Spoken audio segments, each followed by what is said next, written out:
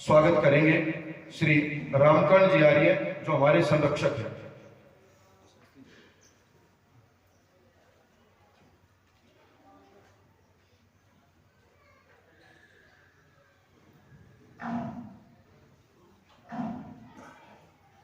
हमारे संरक्षक ही और आर्य जगत के बहुत उच्च कोटि के विद्वान प्रोफेसर ओम कुमार जी आर्य जी से मैं निवेदन कर रहा हूँ, आग्रह कर रहा हूँ कि वो भी माल्यार्पण के द्वारा आचार्य जी का स्वागत अभिनंदन करेंगे। एक विद्वान जब दूसरे विद्वान को माल्यार्पण करता है, स्वागत करता है, तो बड़ा ही सुखद वो क्षण होता है, प्रेरित करने वाला क्षण रहता है।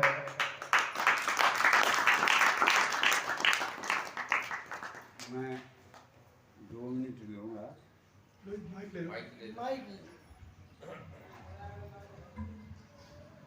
जब से विश्व भारती गुरुकुल की स्थापना हुई, शायद आचार्य बलदेव जी कर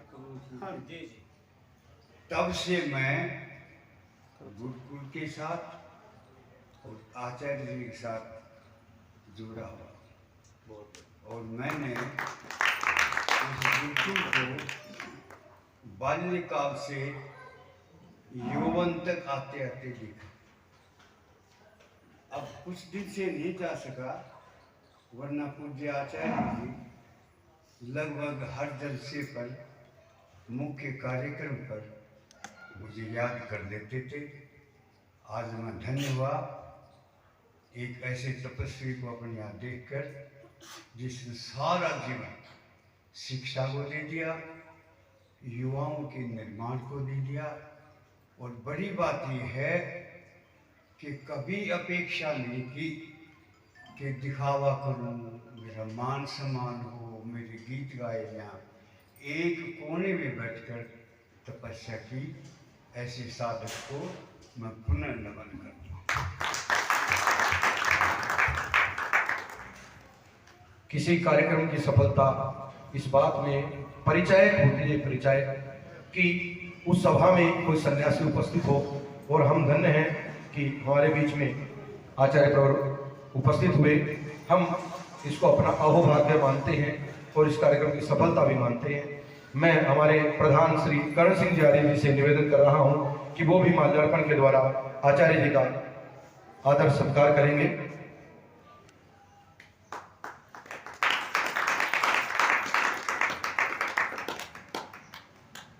अब मैं गुरुकुल विश्व भारती के निदेशक के पद पर कार्यरत और आर्यवर्धन के बहुत ही सुयोग्य व्यायाम शिक्षक, जितने भी शिक्षक हरियाणा में भर में या अन्य प्रांतों में भी हम देख रहे हैं, उन्हीं के निर्देशन में सबने शिक्षण प्राप्त किया, प्रशिक्षण प्राप्त किया। तो उनको मैं आमंत्रित कर रहा हूं कि एक बार सामने मंच की तरफ आएंगे। हम उनका भी आदर सत्कार करना चाहते हैं। आदरणीय गुरुजी श्री नंद किशोर जी शास्त्री, और मैं हमारे कोषाध्यक्ष श्री सत्यनारायण जी आर्य जी से निवेदन कर रहा हूं कि वो माल्यार्पण के द्वारा आदरणीय श्री नंद किशोर जी का स्वागत अभिनंदन करेंगे। एक फोटो ले लो जी।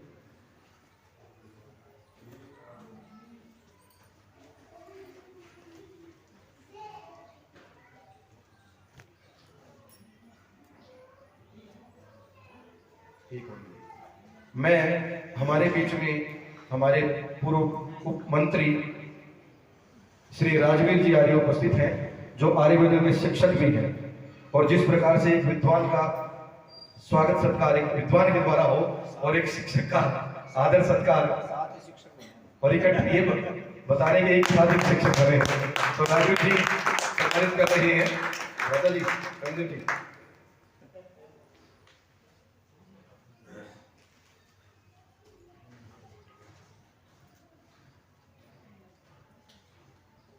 करुणदेव जी हमारे साथ ही बने।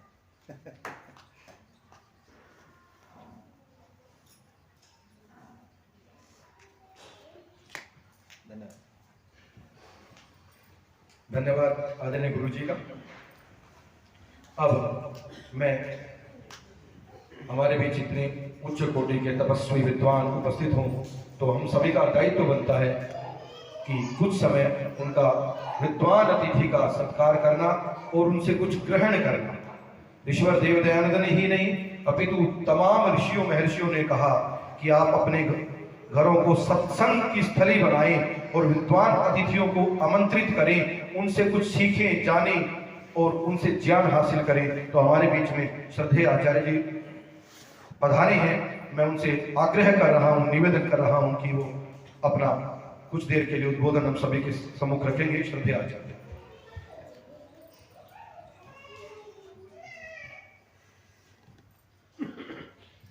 ओम मृत्यो पदम यो पयंतो यदैतद् द्राघीयमायु प्रतरं दधाना आप्यायमाना प्रजया धनेन शुद्धा पूता भवत यज्ञासे।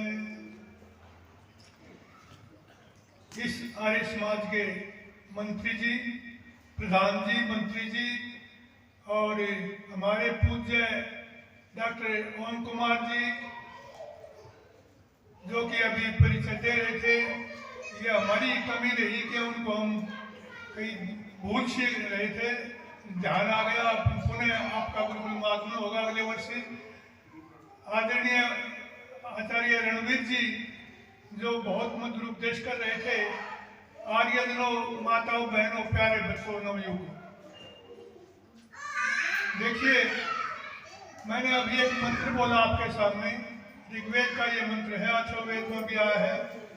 मृत्यु पदो पदम यो पयंतो यदैतद्, मृत्यु के पद को दूर धकेलते हुए द्राघीयम आयु प्रतरम दधाना, लंबी आयु को प्रसन्नतापूर्वक धारण करते हुए आप्यायमाना प्रजया धनेन, प्रजा उत्तम संतान और धन संपत्ति से संतृप्त होते हुए क्या कैसे बने ये सब साधन, ये संपत्ति, ये गुण कैसे प्राप्त होंगे?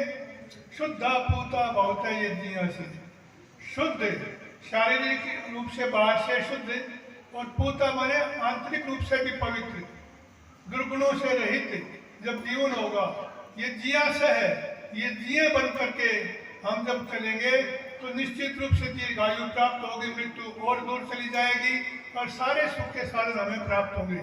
जीवन यज्ञीय होना चाहिए, यज्ञीय जीवन। हाँ, मैं संबोधन करना भूल गया। आचार्य श्री नंद किशोर जी जो अभी मेरे साथ यहाँ गुरुकुल में आए हैं, आजकल मैं कुछ नहीं कर रहा, पूरी तरह से मुझे विश्राम करने का, स्वाध्याय करने का समय आचार्य नंद किशोर जी ने दिया। आचार्य नंद किशोर जी के अंदर वो क्षमता है जो हमने कहीं देखने में नहीं प्राप्त हुई। आचार्य नंद किशोर जी के आने से पहले गुरुकुल कुछ किन्हीं परिस्थितियों के कारण से 125 विद्यार्थी रह गए थे और जब ये आए हैं, अभी तीसरा ही वर्ष है इनको, अभी 350 विद्यार्थी, 350 ब्रह्मचारी जो पूरी तरह से गुरुकुल में ही रहते हैं, आवासीय है। हमारा गुरुकुल ऐसा नहीं है कि कोई कब आ जाए पढ़ के चला जाए, नहीं, पूरी तरह सब विद्यार्थी, सब ब्रह्मचारी वहीं रहते हैं। सभी दिनचर्या गुरुकुल की जो है, इनके आने से गुरुकुल में एक प्रकार से ऐसी हवा फैल गई, ऐसा आने के बाद ही पता नहीं क्या गंध फैल गई, प्रवेशार्थियों को तांता लगा रहता है और जितने वहाँ स्थान थे सभी स्थान भर गए हैं। आचार्य नंद किशोर जी का ब्रह्मचारियों को संभालने का इतना अच्छा तरीका है कि जैसे माँ के सामने बच्चा अपनी बात कह देता है ना खुश होकर के, वैसे इनके सामने बच्चे अपने दुख दर्दों को बता देते हैं। तो मैं इनका संबोधन करना भूल गया था बीच में। आदरणीय आर्यजनों, ये जीवन हमारे सब सुखों का आधार है और ये जीवन बनाने के लिए ही आप सौभाग्यशाली हैं जो यहाँ उपस्थित हुए हैं। ये जो यहाँ आप रविवार को या वार्षिक उत्सव में प्रत्येक ऐसे अवसरों पर इकट्ठे होते हैं, सत्संग के लिए आते हैं, यही आपके जीवन को यज्ञीय जीवन बनाने का साधन है और उसके उपरांत ही आपको सभी सुख के साधन परमात्मा की कृपा से प्राप्त होंगे, क्योंकि जीवन यज्ञीय हो जाएगा। यज्ञीय जीवन से तात्पर्य केवल हवन करने से नहीं है, जीवन में वो जो हवन में जो भावना है, यज्ञ में जो भावना है, वो हमारे जीवन के क्रियाकलाप में आ जानी चाहिए। जीवन के प्रत्येक कार्य में ये दिखाई दे कि जो कुछ कर रहा है ये व्यक्ति स्वार्थ के लिए नहीं कर रहा, इसके सभी कार्य उपकार के लिए होते हैं, अर्थात स्वार्थ की लालसा छोड़ करके केवल मात्र कर्तव्य भाव से जो काम कर किया जाएगा उसी कार्य को ये जीवन कहा जा सकता है। आदरणीय आर्यजनों, मैं आपको सत्संग जो आप करने बैठे हैं उस सत्संग के महत्व के बारे में थोड़ा सा बताऊंगा। तो एक श्लोक है, अनिवार्यति योजयते हिताय गुह्यं निगूहति गुणान् प्रकटीकरोति आपद्गतं च न जहाति ददाति काले सन्मित्र लक्षणमिदं प्रवदन्ति सन्ते। इस श्लोक के अंदर श्रेष्ठ मित्र के लक्षण बताए हैं और सत्संगति के गुण भी यही हैं जो एक मित्र के गुण होते हैं, क्योंकि सत्संगति मित्र की तरह से ही संभालती है। पापा निवारयति, पाप से दूर करती है। तो सत्संग है, स्वाध्याय है, अक्षरों का विद्वानों का संग है, वो पाप से बचाता है। योजयते हिताय, और हितकारी गुणों के अंदर लगाता है, हितकारी कार्यों में लगाता है। प्रेरणा प्राप्त होती है सत्संग से कि व्यक्ति अच्छे अच्छे कार्य करता है। गुह्यं निगूहति, जो रक्षा करने योग्य गुण हैं, विधियां हैं, उनको सुरक्षित रखता है, रक्षा करता है। तो ये गुण मित्र के हैं, यही गुण सत्संग के हैं। जाड्यम यो हरति, जाड्यम यो हरति, बुद्धि की जड़ता को सत्संगति दूर करती है। तो इस तरह के गुण अनेक हैं, इसलिए हमें सत्संग के अंदर अवश्य जाना चाहिए। सत्संग से मनुष्य का जीवन ऊंचा बनता है, आदर्श बनता है। कोई व्यक्ति ये सोचे कि मैं तो सब कुछ जानता हूँ, मुझे सब कुछ आता है, तो उसको भी सत्संग में जाना चाहिए। पता नहीं घर में बैठे रहने वाला जो अपने आप अहंकार में आत्मतुष्ट होकर के ये घर में रह जाते हैं, सोचते मैं तो जानता हूँ, विद्वान तो मैं स्वयं ही हूँ, लेकिन उसके अंदर भी पता नहीं कब कौन सा दुर्गुण आ जाए। जैसे आंधी आए ना आए, धूल मिट्टी आए ना आए, आप अपने घरों को हर रोज साफ करते हैं, प्रतिदिन सफाई करते हैं, घर की पोछा लगाते हैं, झाड़ू लगाते हैं और स्वच्छ करते हैं, धूल मिट्टी को झाड़ते हैं, मेज कुर्सियों को झाड़ते हैं, प्रतिदिन झाड़ते हैं, चाहे धूल मिट्टी आए, आंधी आए ना आए। उसी तरह से ये हमारा जो मन मंदिर है, इसके अंदर सत्संग की झाड़ू जरूरी है। सत्संग की झाड़ू लगाने से हमारे मन के दुर्गुण दूर होते हैं और सद्गुण प्राप्त होते हैं। एक अंगीठी दहक रही थी, उसमें कोयले, बड़े बड़े कोयले चमक रहे थे, लाल लाल और तेजस खूब उष्मा से युक्त। एक कोयले के मन में यह आया कि मैं इनके अंदर क्यों बैठा हूँ भीड़ में, मैं उसके मन में यह आया तो उछल के बाहर कूद गया। बाहर कूद गया तो थोड़ी देर में ही उसके ऊपर ही सफेद सफेद राख चलने लगी और धीरे धीरे उस राख ने उसकी दम घोटना शुरू कर दिया, उसकी लालिमा खत्म हो गई, उसकी उष्मा खत्म हो गई और उसकी ज्योति समाप्त हो गई।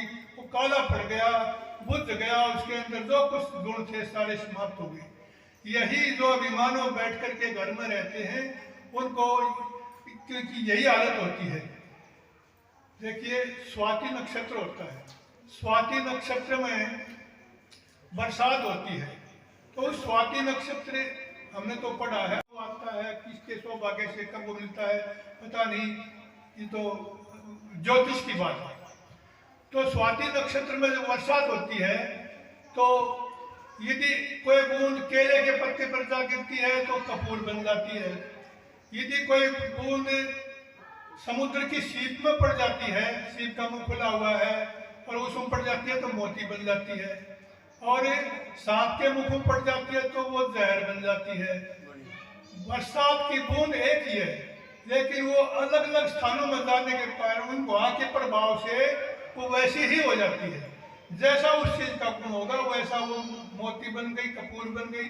मोती तो श्रीमान पैसे वाले धनवानों का मुकुट का हार बनता है, मुकुट में शोभा पाता है, और कपूर हवन में, यज्ञ में, सुगंधित कार्यों में काम आता है, और जहर तो मारता है।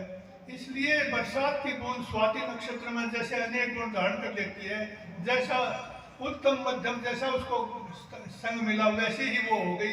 इसी प्रकार से हम जैसा संग करेंगे वैसे ही हो जाएंगे। ऐसताम संग दोषेण साधवो यान्ति विक्रियाम दुर्योधन प्रसंगेन भीष्मो को हरणे गति। सज्जन लोगों के संग से श्रेष्ठ व्यक्ति भी बुरे बन जाते हैं। जैसे कि दुर्योधन के संग के कारण से भीष्म जी गौ चुराने के लिए विराट नगर पर आक्रमण कर दिया।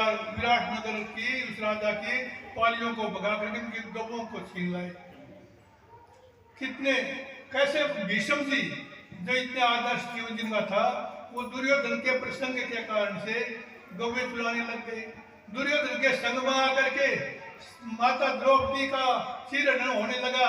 वहां बैठे बैठे वो दुर्योधन को ताड़ नहीं सके, रोक नहीं सके। तो जैसा व्यक्ति संग करेगा उसका वैसा ही वो उसका जीवन बन जाएगा। एक वकील की बात बताता हूँ आपको, समय को ज्यादा, अभी एक छोटी दृष्टांत। एक वकील बता रहे हैं कि किन्हीं बातों को लेकर के पति पत्नी में झगड़ा हो गया, दोनों में झगड़ा हो गया। दुर्वचन उधर से भी बोले गए, उधर से भी दुर्वचन बोले गए, दोनों में गाली गलौज हो गई, कठोर वचन हो गए। तो दोनों एक दूसरे से छिन्न हो गए और अलग अलग रहने लगे। तो उस वकील की विशेषता थी, वो सत्संग में जाते थे, सत्संग में जाते थे और वह सुनते थे। पत्नी को भी ले जाते थे, बच्चे को भी ले जाते थे। उस बच्चे सत्संग में वकील पर असर हुआ नहीं हुआ, पत्नी पर असर क्या हुआ वो तो वो जाने, लेकिन एक बच्चे पर ऐसा प्रभाव पड़ा जो उनका बच्चा था। वो भजन में भजनोपदेशक सुना रहे थे, मुख से कड़वे वचन न बोल, मुख से कड़वे वचन न बोल। ये उस बच्चे को ये पंक्ति याद हो गई। तो बच्चा घर में बैठ करके पिताजी के कमरे में बैठ करके कहने लगा, मुख से कड़वे वचन न बोल। जब उन्हें 2-4 बार ये वचन बोले तो उसके पिता ने कहा, बेटे ये तू बात अपनी माँ के कमरे में बैठ के कहे। उसने माँ के कमरे में भेज दिया। वो माँ के कमरे में जाकर के ऐसे ही कहने लगा, मुख से कड़वे वचन न बोल। उसकी माँ ने 2-3 बार सुना, बोली बेटे ये बात तो तू अपने पिता के कमरे में जाकर के कहे। वो फिर पिता के कमरे में आ गया। पिता के कमरे में आके उसने फिर वही वाक्य दोहराया। वो बोले, अरे बेटे मैंने तुझे कहा था तू अपनी माँ को कहे ये बात। बोले माँ के पास जब आपके पास आता हूँ आप माँ के पास भेजते हैं, माँ के पास जाता हूँ माँ आपके पास भेजती है। मैं तो अब यहाँ दलान में बैठ के बीच में बैठ के कहूँगा, मुख से कड़वे वचन न बोल। उधर अपने कमरे की देर पे वो वकील साहब खड़े, उधर वो अपने कमरे की देर पे उनकी पत्नी खड़ी। दोनों ने एक दूसरे को देखा, दोनों हंस पड़े, प्रसन्नता हो गई, अंधेरे में उजाला बिखर गया। तो देखो सत्संग का ये प्रभाव था। एक छोटे से वाक्य ने सत्संग का कितना बड़ा काम किया, कितना उनके जीवन में परिवर्तन किया। अमीचंद कितना पतित व्यक्ति था, आपने इतिहास सुना होगा। वैश्यदान की दृष्टांत जीवन में आता है कि अमीचंद एक बहुत ही गंदे स्वभाव का, बुरी प्रवृत्तियों वाला, दुर्गुणों से भरा व्यक्ति था, लेकिन एक भजन बड़ा अच्छा गा लेता था। वो उसने वैश्यदान के व्याख्यान से पहले भजन गा दिया। भजन गा दिया तो उस भजन में सुनकर के मस्तान बाद में कहा, अमीचंद तू है तो हीरा लेकिन कीचड़ों पड़ा है। इसी एक वाक्य ने अमीचंद का जीवन बना दिया, बदल दिया और वो सदा सदा के लिए महर्षि का बन के रह गया। स्वामी सिद्धांत का जीवन कितना पतित था, कितना बुरा था, मैं विस्तार में नहीं जाऊंगा, लेकिन महर्षि दयानंद के एक ही व्याख्यान से उनका जीवन बदल गया। इसलिए आर्यजनों आप बड़े सौभाग्यशाली हैं, आर्य समाज के इस कार्यक्रम में आते हैं। अपने बच्चों का भी साथ लाया करो, बीमारों को, बूढ़ों को, सबको लेकर के आया करो। अपने बच्चों को नहीं लाएंगे तो ये हमारी परिपाटी आगे कैसे बढ़ेगी।